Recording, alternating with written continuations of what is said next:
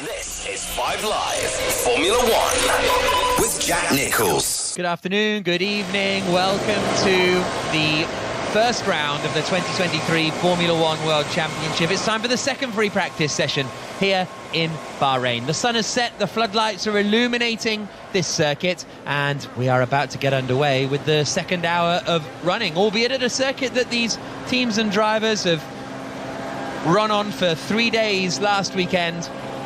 But this weekend it is in anger and it is in competition, and it is for the opening round of the season.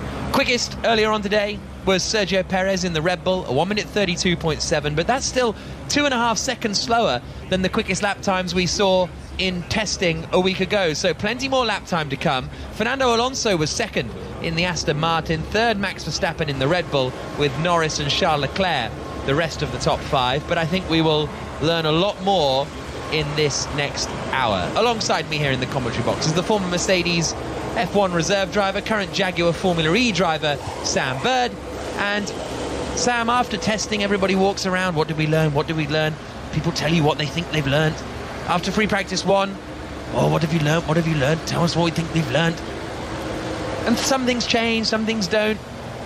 But the same thing will happen after free practice two, right? I'll be at the end of the session going, oh, Sam, what have we learned? What have we learned? And you'll say, we'll find out tomorrow.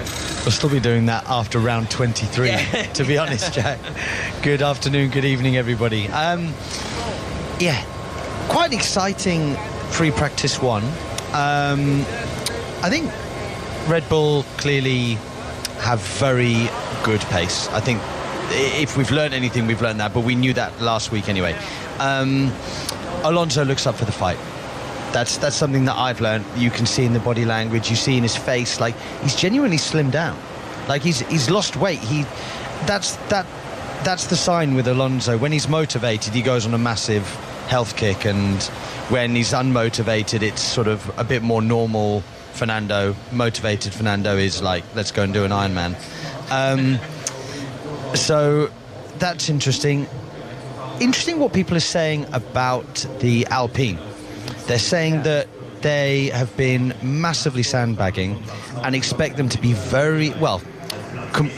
pretty competitive on long-run pace. So maybe we'll see a little bit of that this afternoon, this evening, and see what their one-lap performance is like. Yeah, today on 5 Live, Sam and Will Buxton, the F1 man. I'm not actually F1 journalist, F1 reporter, F1 presenter for F1.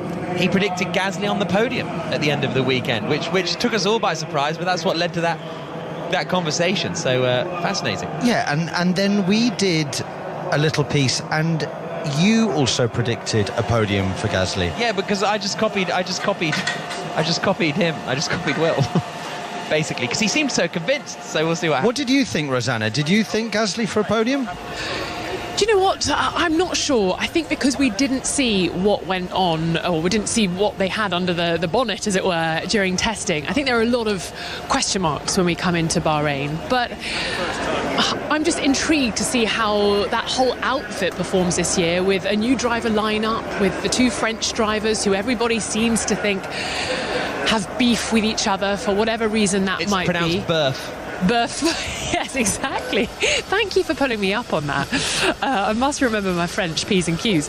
I think it's going to be interesting to see how those two work together. Pierre on the podium here, I don't know. He went well here, didn't he, in his first outing? Thinking which year it was now here in Bahrain. I seem to remember him having a good outing with Toro Rosso back in the day. Yeah. But I'm not sure. I just don't know if the podium is realistic. Not sure. Sorry, I was a bit distracted by your question, Sam.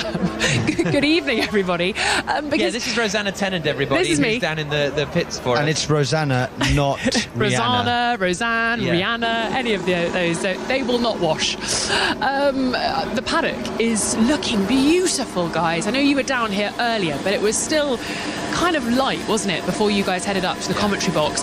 The lights that are wrapped around the trunks of the palm trees in the paddock are all on and twinkling, and there's a sort of strip of palm trees down the middle and outside all the hospitality units. So as you look down the paddock from where I'm standing up by the media pen, it just looks magnificent, and you might be able to hear the helicopter that's just taken off as well. So there's a bit of atmosphere here, lots of people just chatting, catching up after the winter break. I think there's a lot of sort of hi, happy new year still going on, even though it's the 3rd of March. But it's a lovely paddock to be in. We've had shawarma. We were talking earlier about how they really sort of embrace the Bahraini culture here, so the hospitality units are in keeping with architecture you'd find around the city nearby, and it's really lovely. It's a lot cooler though, I have to say, so hopefully we're going to see a bit more of what's to come this weekend in this representative session. Natalie Pinkham said Happy New Year to me earlier today, and like you said, I hope you said it back. No, I said, being my usual blunt self, I said, you can't say that. It's the 2nd of March, it's the 3rd of March. And she said, no, it's the first time I've seen you, so fine, fair enough. Take the well wishes, I think. Know, I think you have to take all of them and stow them away for a rainy day. I don't know why I can't just say, thank you, Natalie, lovely to see you as well. But I have to You're be abrasive. You're abrasive like the asphalt here in Bahrain. How's that for a segue? That's very good. Yeah, I should have just said, thanks, Natalie, send my regards to Ted. No. You know, or something like that, or I don't know. You don't like that either? No, I don't. Anyway, 58 minutes and 50, 49, 48, 47 seconds left on the clock here in Bahrain. Cars have headed straight out onto the circuit. As ever, you guys don't need reminding, but hashtag BBC F1 on Twitter and F1 at bbc.co.uk on the emails. So, cars out on circuit. At the moment in the pits still, we've got Verstappen, Magnussen, Albon, Hülkenberg, Hamilton and Russell. So not dissimilar to earlier on, where the Red Bull and the Mercedes didn't head out straight away. And the very pink Alpine of... which one is that? Ocon. It's Ocon coming up into the left-hander of turn number 10. Sorry, 11. And then coming into the left-hand sweep. And then down into the right-hander of turn 13, and no one has set a representative lap time as of yet. A little bit of a problem earlier on for Lance Stroll. He had an ignition problem, so didn't get out of the pits until fairly late on. Still ended up going 6th quickest, did 17 laps, only 5 fewer than his teammate Fernando Alonso, who ended the session 2nd fastest. And I think the only things we could sort of learn... Andrew Benson, BBC's chief F1 writer, is in here as well with us, and I think the 2 things I took out from free practice, Andrew, were that the Aston Martins did look quick, lots of caveats and stuff, but also McLaren. They were 4/10 or so quicker than the Alfa Romeos, albeit on the medium tyres, I think they both were, but it didn't look as terrible as perhaps had been predicted for McLaren. That's definitely true, yeah, but they're still very much reinforcing this message that they're not where they wanted to be, and they've got a big upgrade for the 4th race.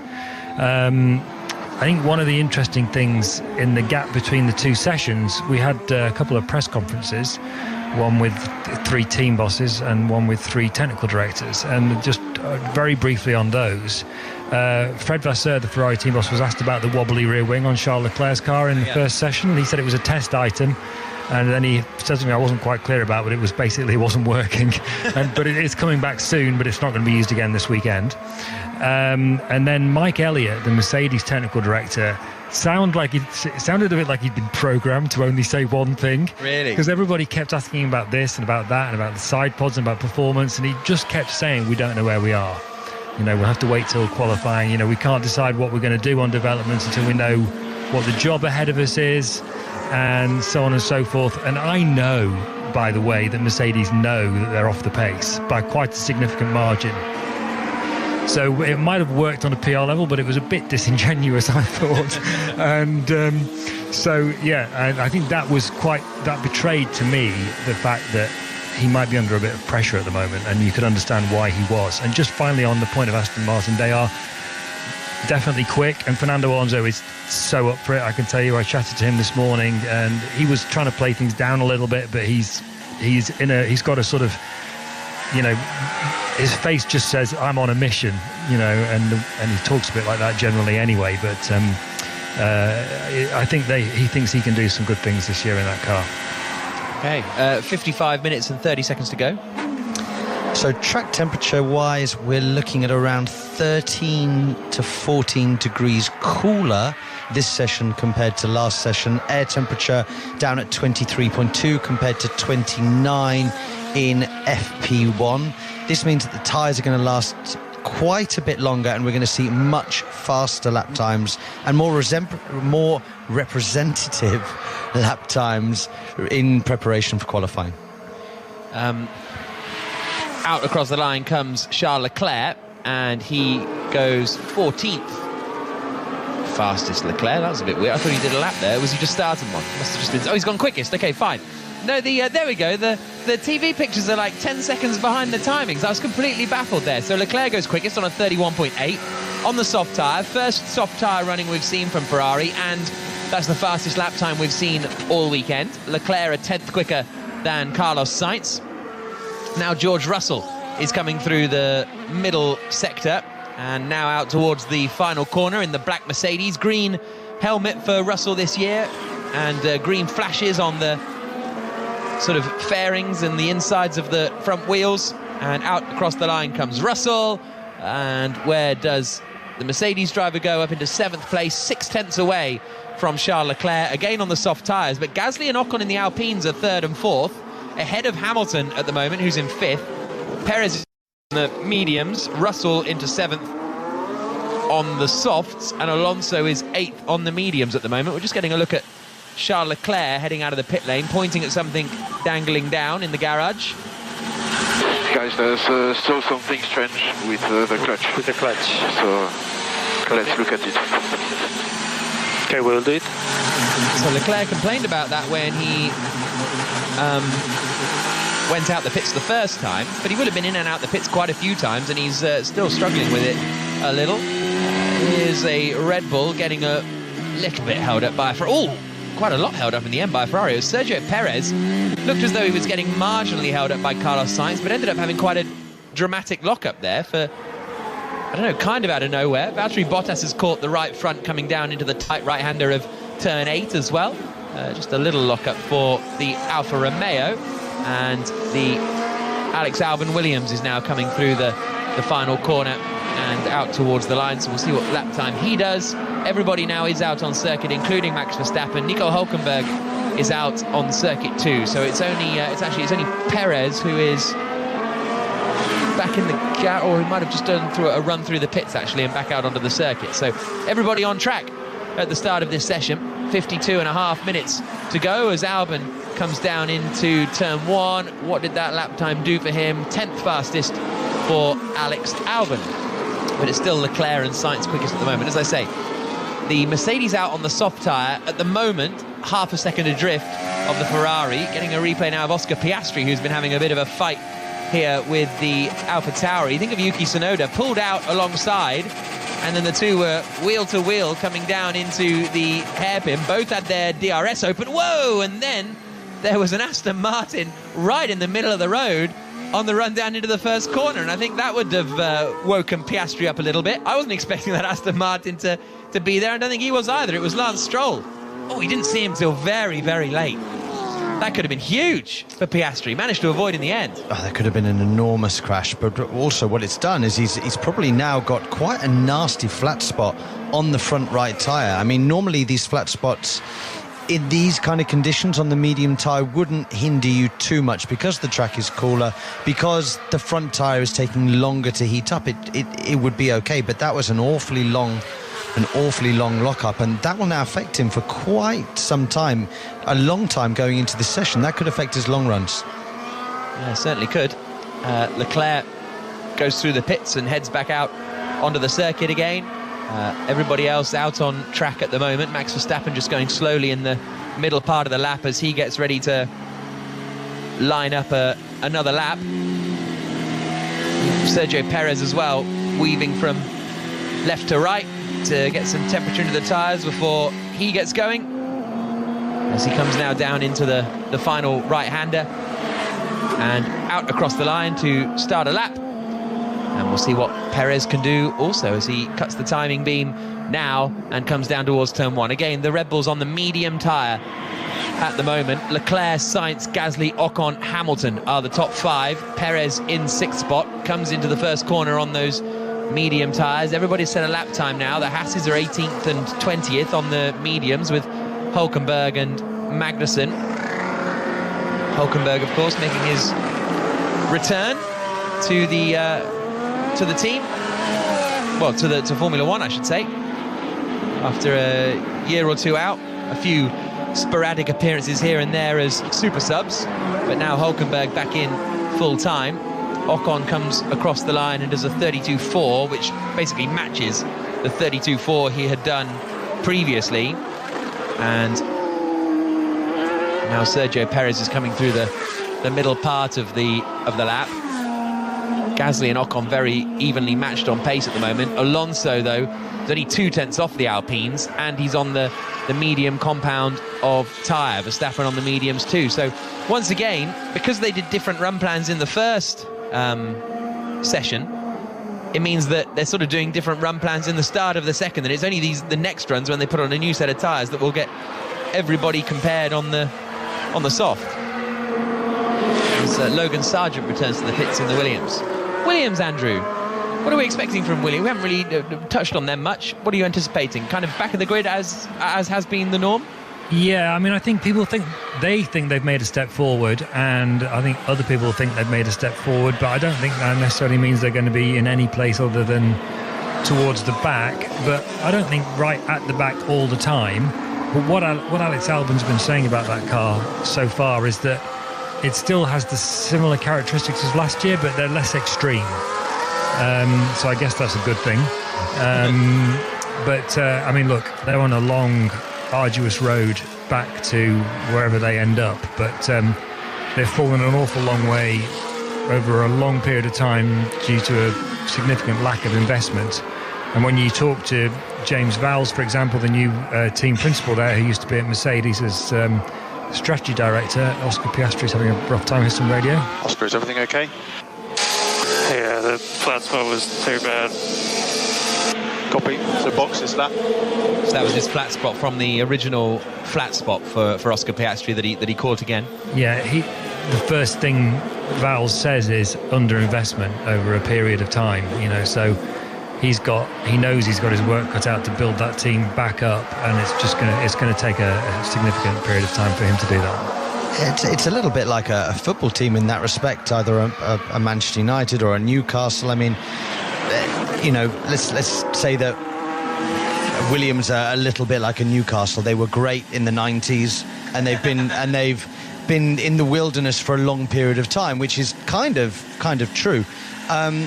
They do need a big chunk of investment, Williams, and they need a bit of a shake-up in order to get back to some kind of reasonable form. It's been too long that they've been not in the doldrums, but not scoring relatively large points, and it would be lovely to see them do that. I do think that James Vowles is the right guy at the head of the team to bring in the right people in the right places and try and get things moving forwards. I should be absolutely clear, by the way, that they're not saying it's being underinvested in now. It's just that they've got new owners. Multiple years, yeah, exactly. Multiple years of underinvestment, which is what Mike Ashley, the Newcastle owner, was doing there. So that there was my sort of analogy. No, I was correcting myself rather than you. Okay, good, because I was correct. That's absolutely right. Yes, as always, Sam. I just wanted to make it clear that they obviously had new owners a couple of years ago, an American investment group, and they are now, according to James Vowles, going to be on the budget cap this year. I think that might even be the first time they're on the budget cap. But of course, you don't just flick a switch and turn into a competitive Formula 1 team overnight. Well, so where's the difference then between Aston Martin and Williams? Because the Aston Martin influx of money has come relatively recently for them to... They seem to be getting quite strong success reasonably Lawrence soon. Stroll took that over in the summer of 2018. So it's that been long ago? Yeah. Really? I remember because I was on holiday when it was all going on. Oh. I was on holiday when Fernando Alonso retired for the first time as well. That was a bit of a day. So was I, actually. That was a hell of a day, I can tell you. Anyway. We weren't on holiday together, though. No, just to be clear, everybody. I wouldn't mind going on holiday. Should we go on holiday somewhere together? I would like that, yeah. I think it would be all right. Yeah. Here's Verstappen's radio. I also feel like the car is just jumping around a lot more. Hülkenberg, 2 seconds. Okay, understood. Jumping around a lot more than in testing. So what does he mean there, Are we talking about sort of through the corners, basically? I presume so, yeah. I don't think that'll be an aero effect thing. I think that might be a mechanical ride thing, whether they've gone slightly softer in terms of bars or springs, whether they've changed something with their damping. Who knows? But there's many reasons for it. So in between the sessions, Christian Horner gave away very little about what was going on with Verstappen and Perez in the first session. Verstappen was only third fastest, remember, quite some time behind Perez. But what Horner did say was that they hadn't got the balance right, and the circuit conditions had changed significantly since testing, I presume, largely because the wind direction's changed. I don't know, that's a guess, but that's normally what it is in Bahrain, that changes the circuit conditions. And it was obvious from watching out on track stand, wasn't it, that Verstappen particularly had understeer, and he hates understeer. But it doesn't sound like they've completely fixed that car in the intervening period, and maybe that is maybe that's why we're not seeing them at the top so easily as we were expecting them to be. Although, having said that, Perez was comfortably fastest in the first session. Yeah, but it didn't feel... was it to you? I said this to someone, and Red Bull looked quick, but they didn't look terrifying in FP1. It wasn't like... Was it 2014? Mercedes turned up and were just 2 seconds quicker than everyone else the whole time. In fact, I think even Brawn did it, didn't they? In 2009 in Melbourne, turned up miles quicker than everyone else, throughout the whole session. 43 minutes and 47, 46 seconds on the clock. My favourite story about that is from 1998, when obviously this was sort of Michael Schumacher had been at Ferrari a couple of years by then, and they were confident that they'd made a good step with their 1998 car. They were on Goodyear tyres and McLaren were on Bridgestone, and McLaren didn't turn up at the start of testing, and Ferrari had looked quick. And then the new McLaren, the first Adrian Newey McLaren, turned up at Barcelona testing, and it just blew everything out of the water. Really? And I heard later that Jean Alesi, who wasn't at Ferrari anymore, but he phoned Jean Todt, who was the Ferrari team boss, who wasn't there either, but Alesi was at the test, and said, "You've got a real problem on your hands." And Todd was like, no, we're fine, the car's looking good. No, you don't understand, he's 2 seconds faster than everybody else. Really? That's great. 42 minutes and 51 seconds to go. Oh, I love those stories. Jean Alesi. Wow, what a enigma. I'd read a book on Jean. Is there a book on Jean Alesi? I'd read a book on Jean Alesi. What a fascinating career he had. The inside scoop of 1990 Phoenix. That's all I'm interested in Formula One. 42 and a half minutes to go. What, did you have an inside scoop on 1990 Phoenix there for a moment? I was going to say something mean about Pirelli, so I decided not to do it. So everybody's now come back into the pits. They've done their first run. The order is as it was. Charles Leclerc quickest, second for Carlos Sainz, third for Lewis Hamilton, 4 tenths away from the Ferrari. So actually Hamilton put in a lap towards the end there to go fourth quickest. Gasly and Ocon, fourth and fifth. Hamilton third, sorry. Sixth for Perez on the medium tyres, seventh for George Russell on the softs, eighth Fernando Alonso, ninth Logan Sargent, just leaving the pits now on a new set of soft tyres. Max Verstappen in 10th, Albon, Norris, Tsunoda, Stroll and Bottas, the top 15. De Vries, Joe, Piastri, Hulkenberg and Magnussen, the 20 drivers with nearly 20 minutes gone. So if you look at it in terms of tyre compounds, looking at the orders and the times that are out there now, Jack, the order from the, let's say, the not significant FP1 is very similar to the order now. Okay, you've got Leclerc and Sainz at the front, you've got Hamilton settling in third, but taking into account Perez's pace on the medium, given that the soft tyres should find you around a second a lap around this circuit, Ferrari is still probably 3-4 tenths behind the Red Bull, and you've got Alonso and Verstappen settling in second and third. Matt Q from Autosport has just sent me a picture. Of course, Christopher Hilton wrote a Jean Alesi book. Christopher Hill, if anyone's written a... Who didn't he write a book about? Yeah, exactly. So I really enjoyed his Gerhard Berger book, actually. So Matt says I can have his Jean Alesi book. Beating the Odds is the title. I don't really know the history of Jean Alesi enough to know what odds he beat, but okay, Matt, I will take it. Post it to me, please. Did you see Jean Alesi's the most wonderful false start you've ever seen in a race at Abu Dhabi in some touring car? No. About 7 or 8 years ago. You must watch it. It'll be on YouTube. Okay. Type in Jean Alesi false start Abu Dhabi, and he must have started 5 seconds before the leader. He started off last, and he was in the lead way before the braking zone into turn 1. It was fabulous. Well, Logan Sargent is on the braking zone into turn 1 through the hairpin. I think I've said before I've had some Jean Alesi wine. He has, because he's got a vineyard and all that kind of stuff. So, and it was a nice little drop. Logan Sargent now coming up into turn 4. The right-hander will get his first sector split in a moment. The Williams driver, the American Williams driver, first American racing in Formula 1 for 10 years or so, as he now starts to drop down the hill into the tight right-hander of turn 8. Then gets on the power. Out of the corner, his first sector, Logan Sargent, was a 29.6, so 0.3 slower than Carlos Sainz has managed so far. Now out onto the back straight, not actually a personal best in sector 1 for Logan Sargent as he comes up towards turn 11 now. Flashes through that left-hander, and then we'll get his middle sector split compared to Charles Leclerc, and it's a personal best in the middle sector for Sargent. He's 0.7 away from Leclerc currently, so he's pretty much matching his own personal best. Carlos Sainz has left the pits on some soft tyres again for Ferrari.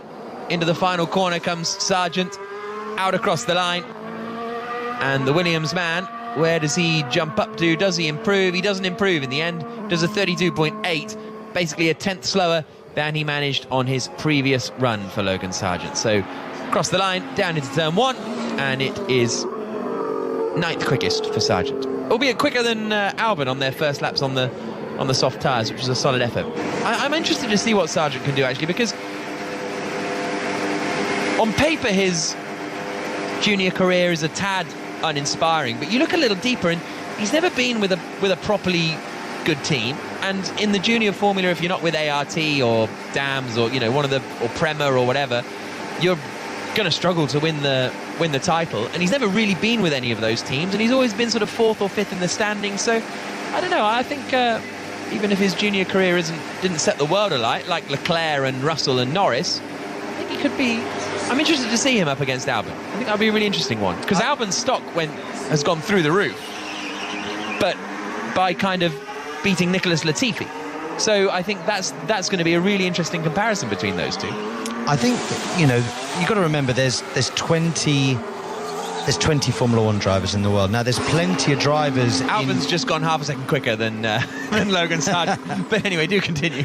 This is a very elite group of drivers. There are plenty of drivers in Formula 2, Formula 3 that fall through the net and never make it due to the fact that they're not in the right car at the right time. Anyway, Rosanna, do you have anything interesting for us?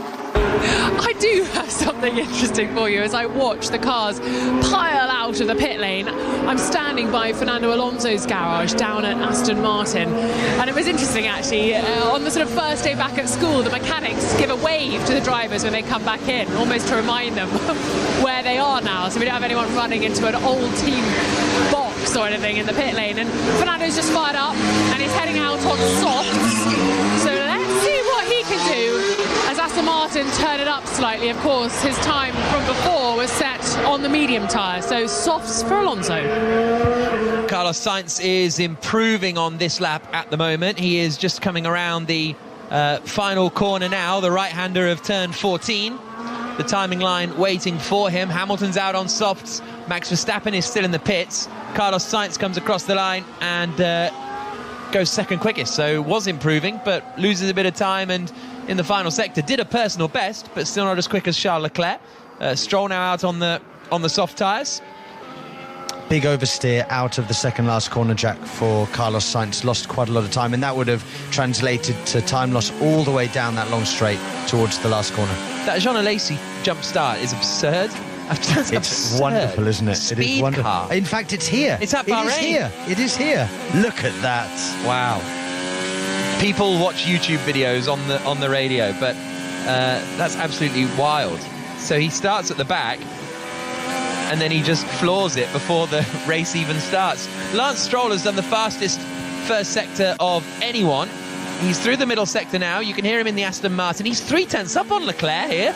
Lance Stroll, with a man who's just broken his wrist and hasn't done any pre-season testing, is currently set to obliterate the Ferrari lap time. Into the final corner for Stroll, takes so much speed through it, little bit of wheel spin on the exit, but nothing too dramatic, and Lance Stroll goes quicker than the Ferraris by 0.4 of a second in the Aston Martin. A 1:31.450. Bear in mind the track is just getting quicker and quicker and quicker now. What, by 0.4 every 2 minutes? No, but it will be 2 or 3 tenths a lap quicker, so let's not get too excited. Crikey. Let's not get too excited. No, I know, but that feels a bit wild. Hamilton's on a lap now. Alonso, as Rosanna said, is just about to start his lap.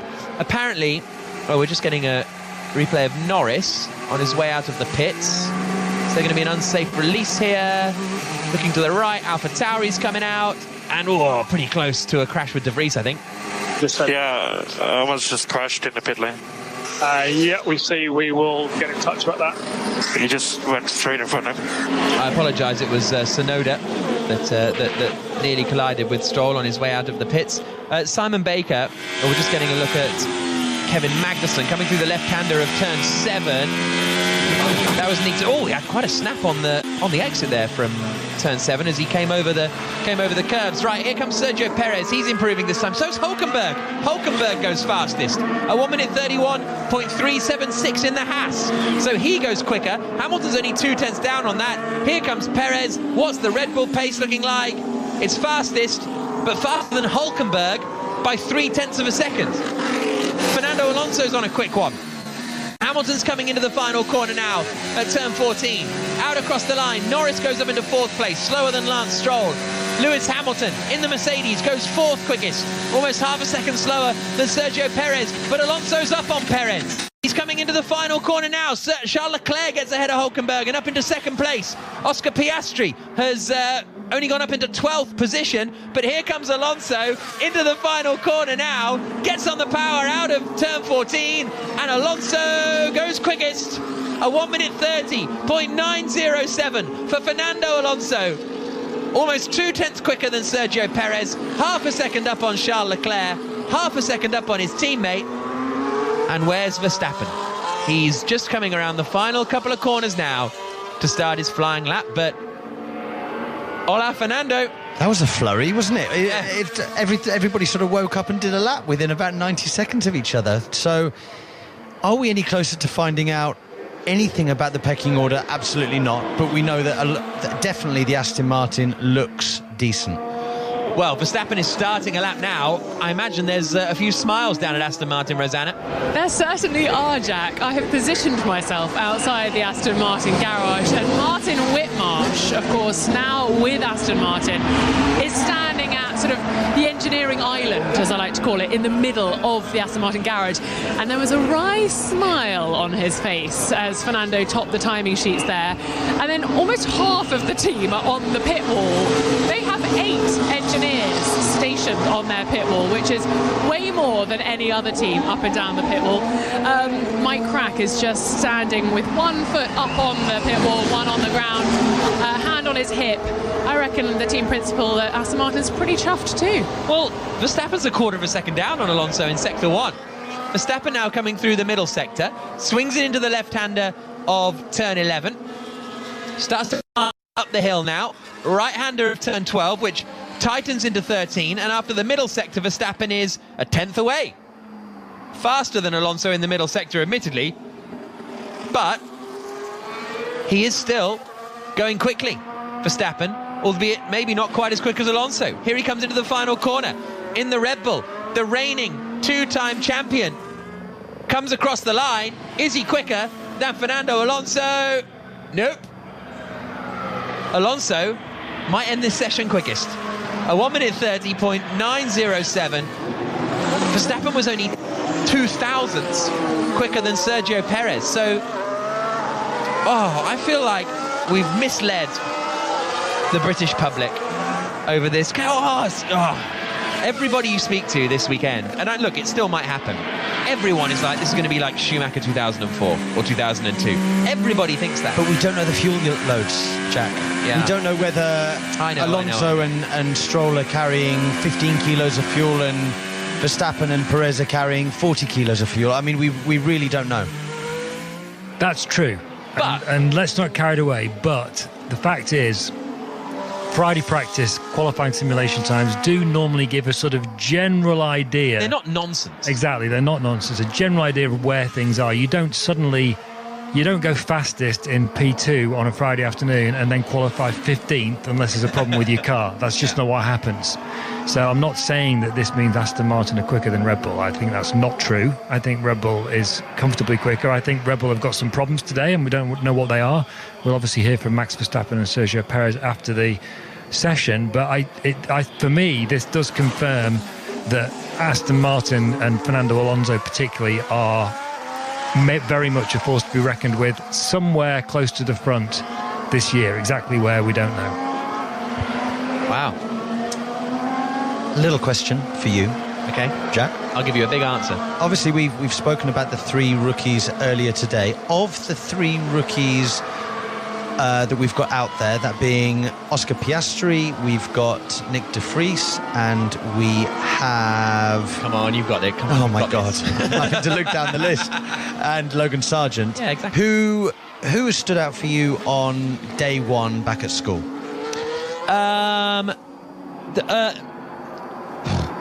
A little bit, none of them actually. I would agree. A little bit, none of them. De Vries up against, because again, I like Nick de Vries. I like him. Formula E champion, obviously covered him there, and he did a great job last year coming in. But in the same I was saying against out, he came in and managed to beat Latifi, and Latifi's an absolutely solid enough driver, but he's maybe not one of the best out there. Now I'm not saying Yuki Tsunoda is. But Tsunoda wasn't too bad last year compared to Gasly at times. When Tsunoda's on it, he can be pretty on it. So it's going to be a tough year for Nick de Vries, I think, and he's pretty much there with Tsunoda at the moment. And I think I would have been impressed if de Vries came in and blew Tsunoda away. I think I would have been flabbergasted if Piastri came in and blew Norris away. And I think I'd have been fairly surprised if Sargent came in and blew Albon away. And at the moment, the rookies are all a little bit further behind compared to their teammates. Got to give a bit of credit to Nico Hülkenberg with that lap in the Haas, 5th quickest, 4 tenths off Fernando Alonso. Again, it's only FP2, but he's way quicker than his teammate Kevin Magnussen, who's down in 16th position at the moment, and Hülkenberg's running 5th on his return. I hate to say this, but he's about as much quicker than Kevin Magnussen as he was quicker than Julian Palmer for much of 2017. That's so unfair. He's especially when he's not here to defend himself. He's 2 doors down with his favourite Jakesy. Please check the floor. I went a bit wide, exit of 7. Had a big wobble. It's George Russell who ran wide onto that big curve on the exit of turn 7, and he's back in the garage now.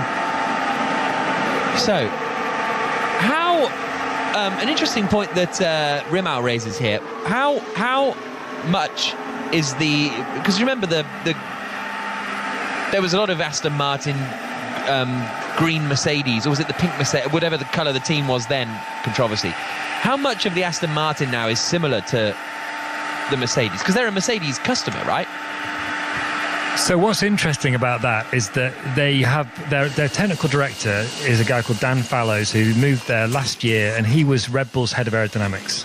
So it's not a surprise that their car bears quite a strong resemblance to the Red Bull, but then so does almost every other car on the grid, to be fair. But their deputy technical director is a guy called Eric Blondin, who was at Mercedes, and is also an extremely highly regarded aerodynamicist within Formula One. So they take quite a lot of Mercedes rear end. They've got the Mercedes engine, the Mercedes gearbox, the Mercedes internal rear suspension parts, and because they've got the gearbox, that means they've got the Mercedes rear suspension mounting points. But all the aerodynamic parts they have to design themselves. But what's particularly interesting is that you've got a Mercedes, you've got the back of the car is heavily influenced by Mercedes because of those mechanical fixed points. But the the car itself has an aerodynamic philosophy which is completely different from the Mercedes. And now last year that was a major problem for them, because the rear suspension and the way it worked on the Mercedes last year was one of the problems that stopped Mercedes being able to develop their way out of the problems that they were having last year as much as they could have done. It was a sort of fundamental creation of those problems. It obviously isn't the case this year, because Mercedes have fixed what was inherently wrong with that rear suspension for this year, at least they intend to. But it's still, you would think it was a situation that was slightly fighting against each other potentially on a design front. Yeah, fascinating.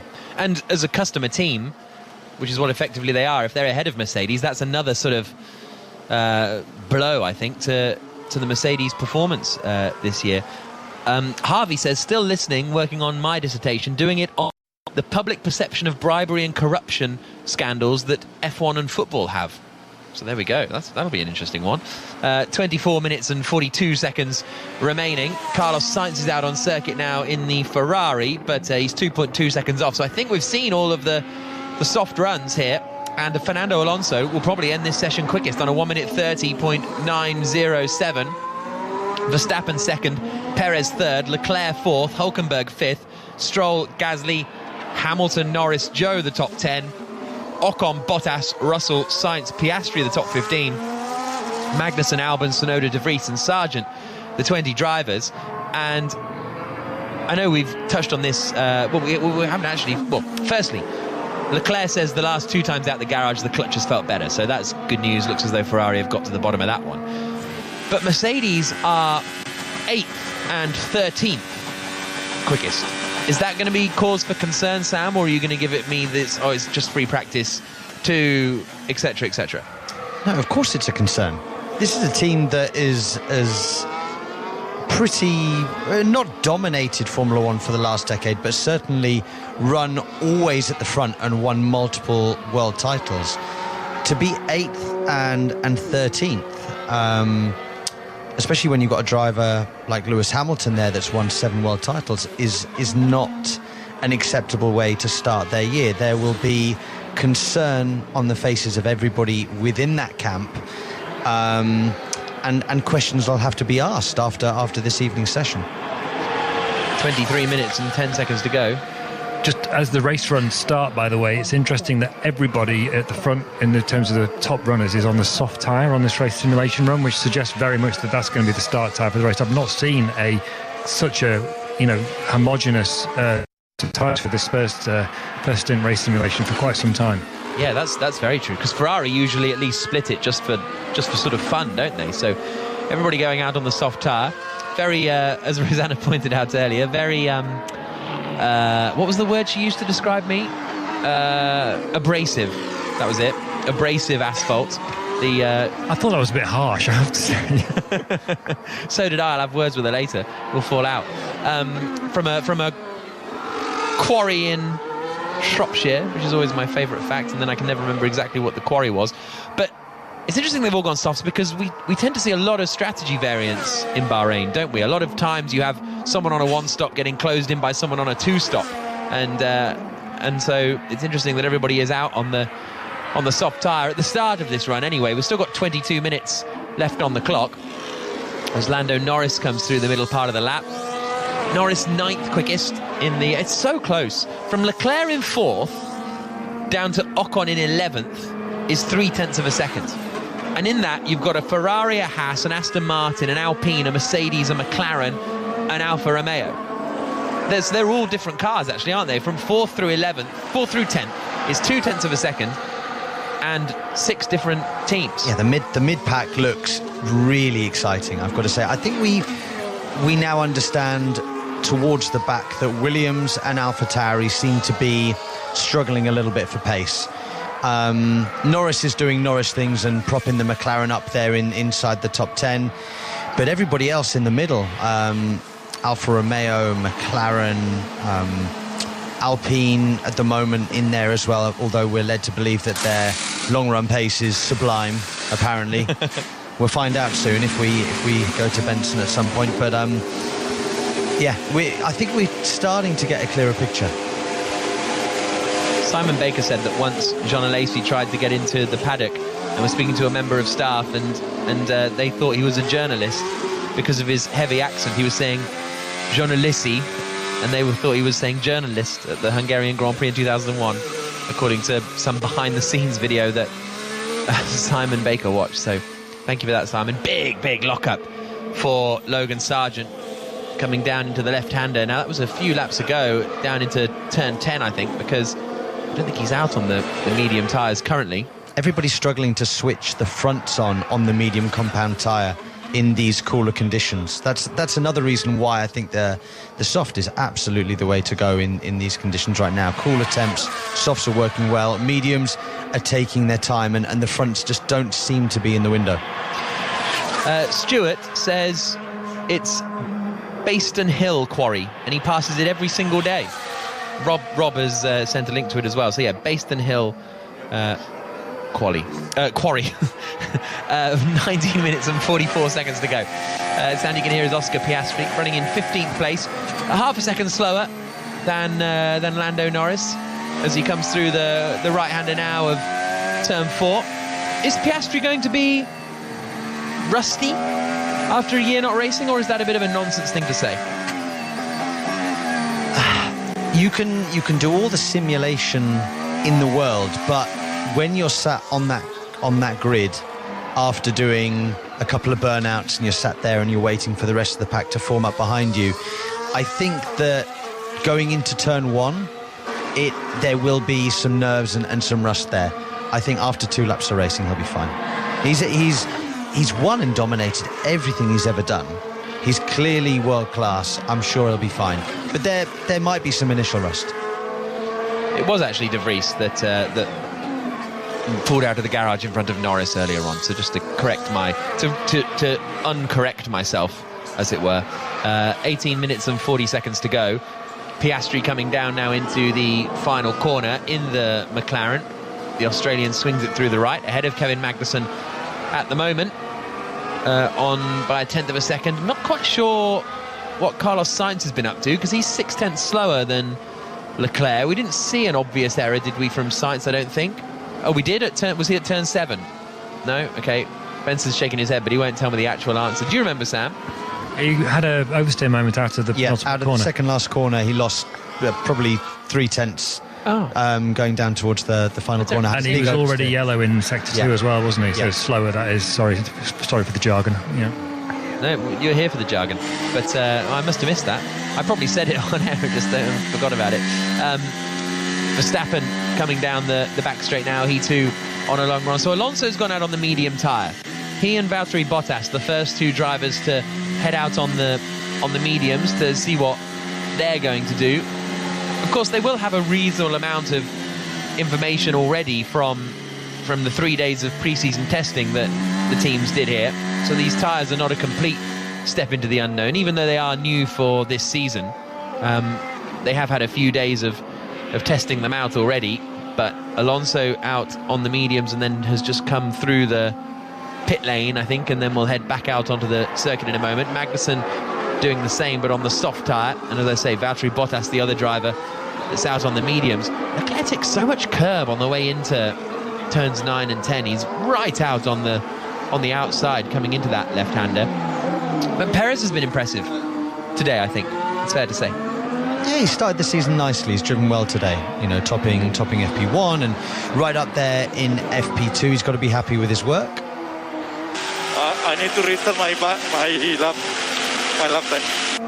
Okay, toggle display, and then there's display 12, position 1. Display 12, position 1. We need to be on it, man. We cannot have these issues. Display 12, position 14. Display 12, position 14. Oh my goodness, man. Yeah. And this is why racing drivers earn their money. I mean, it is so complex, the steering wheel design, and I think it's very easy for an engineer to look at it and go, well, why can't you just go to display 14, option whatever?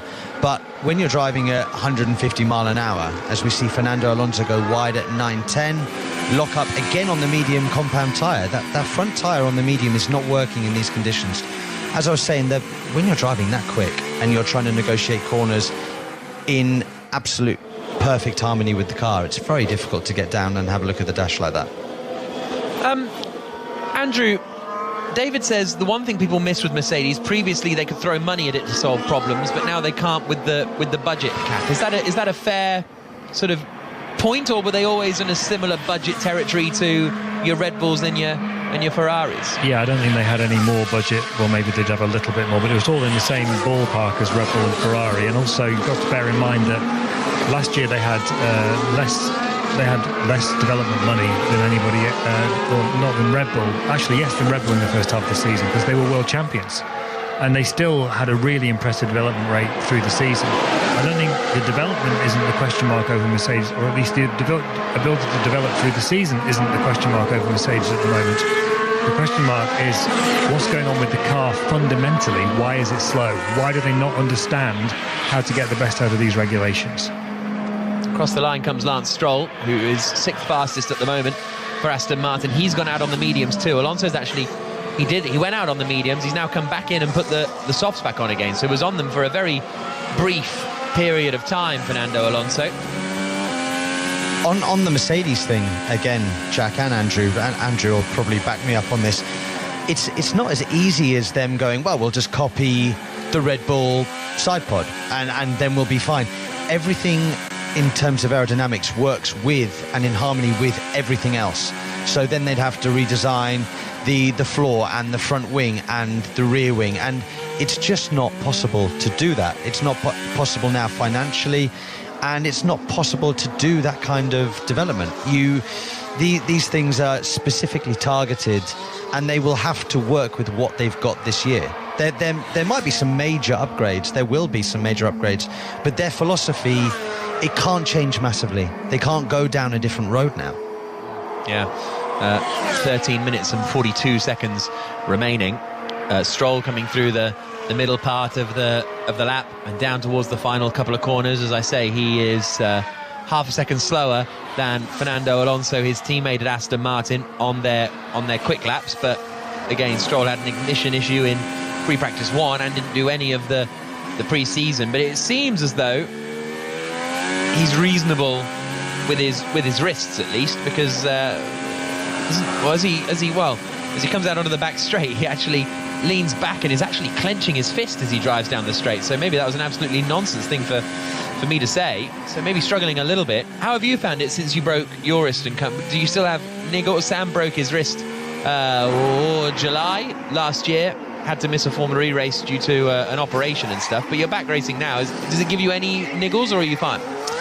There are still times when it hurts. When it's cold, it can still play up certain things in the gym. That's just getting old, though. I think that's just you getting old, isn't it? Whatever.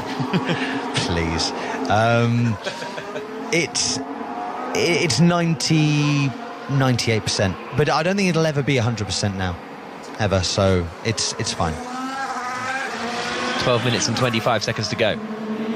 Nick de Vries coming down into turn 1, just as the Haas of Nico Hülkenberg exits the pit lane in front of him. De Vries swinging through the right-hander and up towards turn 4. Do you want some race simulations? We'll give it a bit. We'll give it a Sam bit is wagging his finger, but... No, there's reasons why. Okay, we'll talk about it later. Why don't you tell me now? No, we can't. Okay, well, we're going to talk about it off air. We're just going to talk about it later, Andrew. The race sims? Yeah, we'll talk about them in a bit. Okay. Yep. Yeah, otherwise you spoil it, Andrew. We've got something prepared for you. Yeah. He's just remembered. Spoil it. It's just clicked. It's just clicked. He's just figured it out. Well, on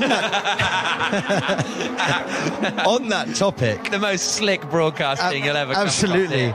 There is but one man who knows everything there is to know about long run pace, but knows absolutely nothing when it comes to booking and telling us where to stay in hotels. It is Andrew Benson and Long Run Corner. Long Run Corner with Andrew Benson. You can go the distance, we'll find out in the long run. In the long run. Well, look, I don't have a definitive picture, okay, but it's just an initial snapshot, and it's actually Fernando Alonso's fault that I don't have a definitive picture, because he's done a really odd session. He went out on the softs, then came in and put the mediums on, then locked upon them, then he's gone out on the softs again, so he's slightly out of sync. But the impression, by the way, that everyone thought that Red Bull were miles ahead of everybody else, well, it turns out they are. So Verstappen's average so far in the race simulation is a 37 dead after 4 laps. Perez is on a 37.3. Leclerc 38.2. Sainz 38.6. Hamilton 38.5. The outlier again is Alonso, who's only done a couple of laps on this soft run. Let me just add one more lap in here, because I've just seen him do one. He is on an average of 36.4, so that can't be right, because he can't be quicker than the Red Bull. So let's just leave him out of this for the time being. But the Red Bull is demonstrably massively faster than anything else on the track, according to these race simulations at the moment. Does that not prove my point about them probably being quite a bit lighter as well than the Red Bull? Because refueling during the session does take time. Now, they haven't been back in the pits much longer than the Red Bull. They wouldn't have been able to top up as much, if not more, than the Red Bull. So for me, that screams that their short run pace was done on significantly less fuel than the Red Bull. Why wouldn't you do short run pace on the fuel you would run in qualifying? Because again, maybe you don't want to show your hand, maybe you don't want to... Why? What does the showing the hand thing? Do you believe in the showing your hand thing? Have you ever sandbagged? Yeah, it's called endurance racing, and it's done every single time you actually drive the car. What, to try and avoid BOP? Exactly. Yeah. It's a constant game. It's a constant game in endurance, but it is also a little bit of a mind game within Formula One, especially at the start of the season. You don't want to show everybody what you've got all the time, because that way then when it comes to updates, you can kind of hold a little bit back and then use it when you need to. 8 minutes and 40 seconds to go. Let's go down to the pits. Rosanna? The pit lane's been actually quite busy, Jack. I think people are practicing pit stops because, of course, it's been 3 months since the 20 drivers raced. But it's also been 3 months since the mechanics were put under pressure to change tyres in 2 seconds in race kind of circumstances and a race scenario. So we've had a number of cars, both Aston Martins, Alfa Romeo have done it as well. Drivers coming in, changing all the tyres, and the drivers going out again. So that would corroborate the long runs that we're seeing at the moment, that the cars are heavy, they're coming in just to change tyres and going on again. Have you ever changed an F1 tyre, Rosanna? I think I've had a go on like a media day where people think it's really fun to see whether a journalist is any good. I'm not very good. I think I get a bit flustered. I think also, imagine in the middle of a race, and strategy could be everything, as we've seen. And it would be me that would get the wheel gun locked or something, or flick it the wrong way, because there's a switch, has to be one way for the unlocking, another way for the locking. Oh, really? Oh, yeah.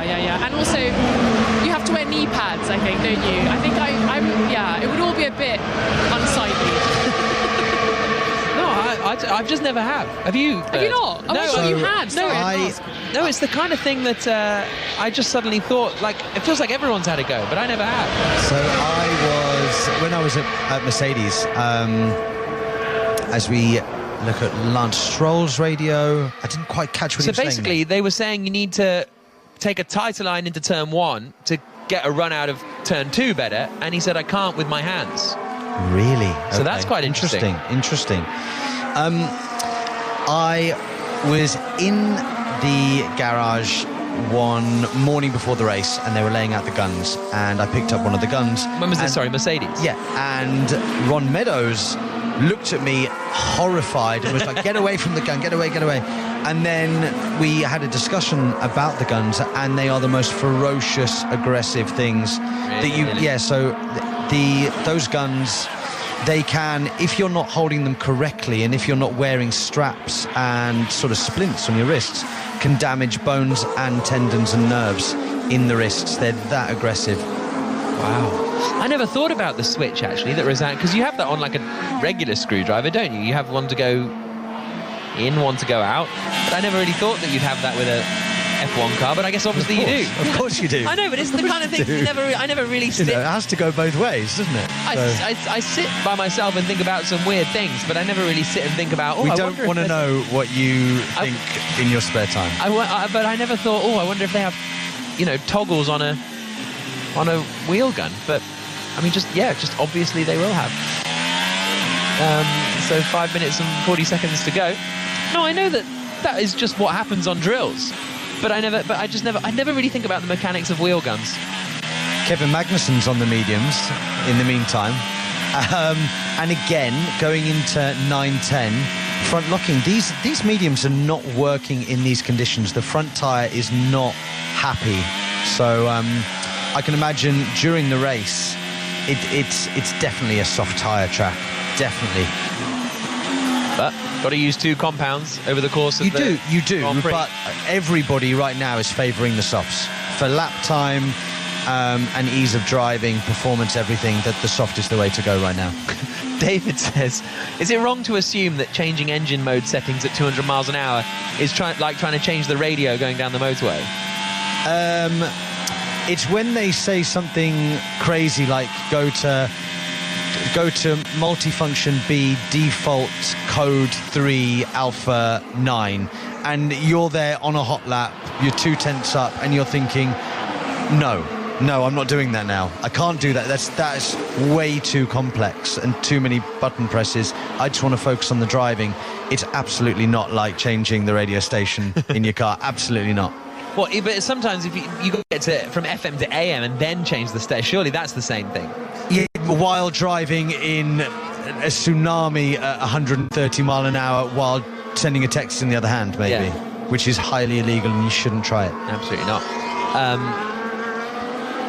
Lance Stroll just been shown a slow-mo of him, full lock coming through the right-hander of turn 1. If you look at the way that he's having to turn the wheel, he has to take his hand off the steering wheel and push the steering wheel up through turn 1. He's not able to hold the wheel because by holding the wheel, Jack, that flexes that wrist and puts it in an uncomfortable position. Lap 3.5 minutes to go in the second free practice session. Rob says surely all drills have directional switch. Yeah, I agree now. I've thought about it, but I just hadn't thought about it. Add to the collection of silly things you've said today. Yeah, all right. 3 minutes 20 seconds to go. Alonso quickest, and we'll end the session quickest for Aston Martin. Just over a tenth ahead of Verstappen and Perez in the 2 Red Bulls, but Red Bull's looking very, very quick on the long runs. 4th is Charles Leclerc. 5th is Nico Hülkenberg. And 6th is Lance Stroll. 7th, Pierre Gasly. 8th, Lewis Hamilton. 9th, Lando Norris. 10th, Zhou Guanyu. Just to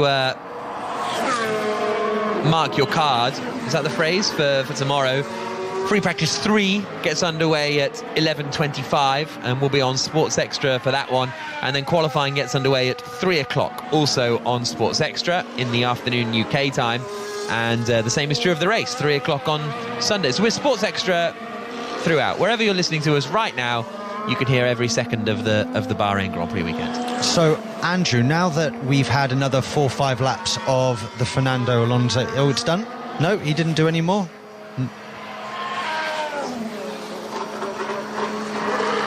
What happened here? Everyone just, sorry. I don't know. Everyone started shaking their heads at each other. Everybody was waving and I didn't know what to do. I got a bit panicked. So I was talking to the producer because I thought you were talking to Andrew. No, I was talking to Andrew and he started waving his hands. So I was doing a bit of writing, and I have written down a couple of his laps. He's still going at a decent pace. He did a 37.1, a 37.5 and a 38.1. So his average is still pretty good. Okay. Here's Hamilton's radio. Outlap critical. Outlap critical. It's a bit dramatic for a free practice 2 session, isn't it? But has a little look in the mirrors as he comes through the right-hander. I'd imagine that's tyre temperature related. Actually, it's to get to the checkered flag, isn't it? Because he's only got maybe a minute and 35 to go, so he can't. And they didn't do a practice start at the end of free practice 1. Yeah, but I'm still a bit sceptical about Alonso's time, because even then, when you look at his average, he's now as quick as Verstappen. Now, maybe he is as quick as Verstappen. Now, wouldn't that be a story? But I don't think he certainly didn't come into this weekend thinking he was going to be as quick as Verstappen, because he told me this morning he didn't. Do you think he never lies to you? I'm sure he lies to everybody. Not all the time, I hesitate. I hasten to add, but every now and again, I can think of a few times when he has. I have to be honest.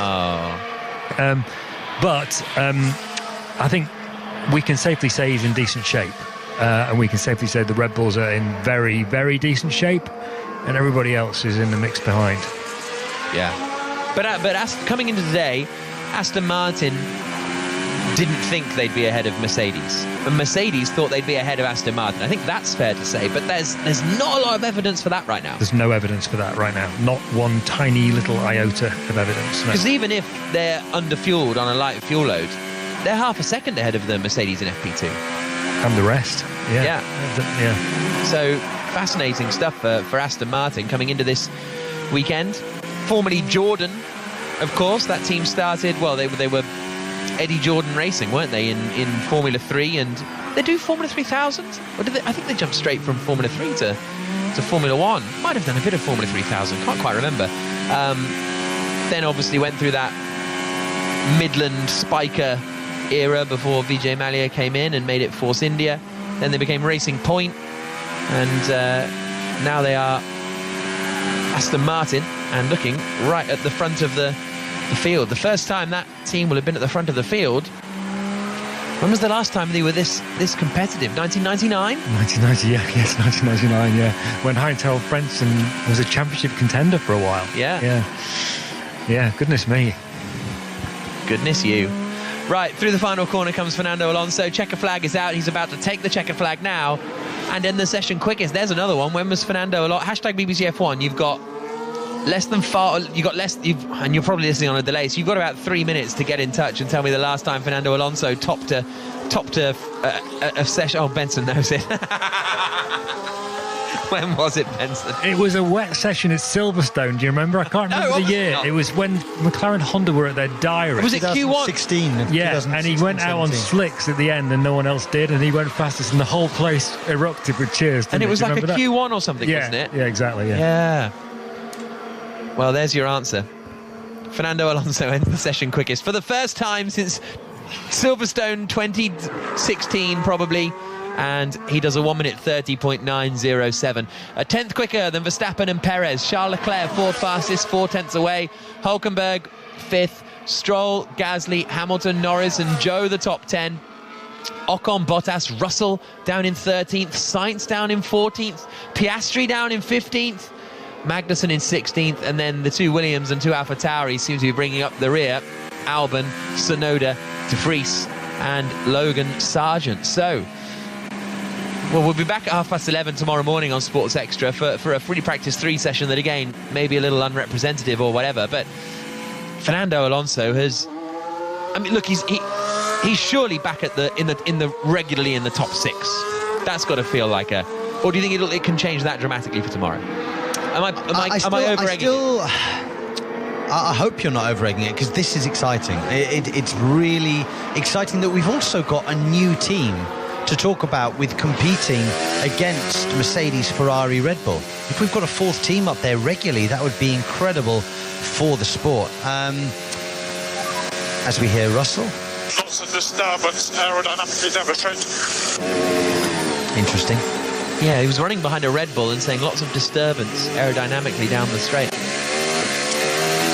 So I don't think you are over-egging it, Jack. I think that they are right up there, but whether he's got the beating of everybody out there in that Aston Martin right now, I'm not sure. I still think that Red Bull have enough, but I'm surprised by Verstappen today. I did expect more dominance from him. I think everybody did. I think we were expecting it to be more ominous. We're expecting it to be more ominous than this, and the ominosity may still come. It was ominous on the race runs. They were miles ahead of everyone on the race runs. So I still think if you look at those averages, it's a Red Bull whitewash. Yeah. Well, we shall wait and see, won't we? Make sure you join us for qualifying tomorrow, 3 o'clock. So 23 hours from now, we will be getting underway. Rosanna, what a fascinating day up and down the pit lane. Yeah, it's been a fascinating day, and I think I'm a Glory supporter today. I'm just standing by Aston Martin. But you know who I'm looking at? Felipe Drugovich, the F2 champion, who thought he might be racing this weekend in an Aston Martin. Poor lad, he's looking at his phone. I imagine he's wanting to go home. From what we've seen of Lance Stroll, he looks okay. I know Sam commented on how he's having to push the steering wheel a bit, but at this rate, what a weekend he's got ahead of him. And I'm sorry for Felipe. Absolutely. So he thought he might be racing coming into this weekend, but Stroll has recovered enough. Still struggling a little out there with his wrists, but he's done enough to complete the session and ends it 6th quickest. So Fernando Alonso fastest for the Aston Martin team. Max Verstappen 2nd. Sergio Perez in 3rd. If you want even more content, you can listen to the Checker Flag podcast from last night, which is available to download or listen onto BBC Sounds. And we'll be back tomorrow morning, 11:25 on Sports Extra for free practice 3.